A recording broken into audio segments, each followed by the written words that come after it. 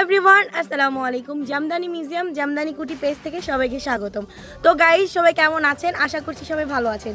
আপনাদের জন্য খুবই দারুণ একটি 100 কাউন্ট সুতার খুবই সুন্দর একটি কালার, পেস্তা কালারের মধ্যে দারুণ একটি জামদানি শাড়ি দেখাচ্ছি।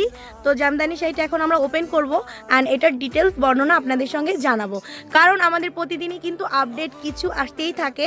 যেহেতু সামনে পুজোর সিজন, অনেকে হচ্ছে আমাদের থেকে অনেক বেশি জামদানি শাড়ি হচ্ছে পারচেজ করেছে অনলাইন টু অফলাইন দুইভাবে।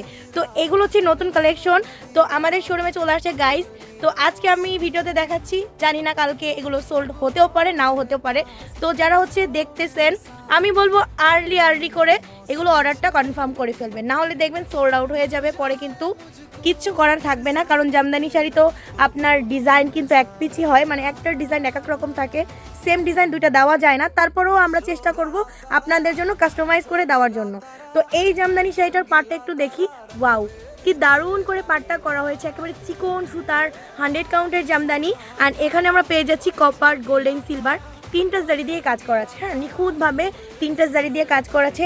আর আঁচলটার কাজের কথাটা যদি আমি বলি, তাহলে কিন্তু এক কথায় মাশাল্লাহ।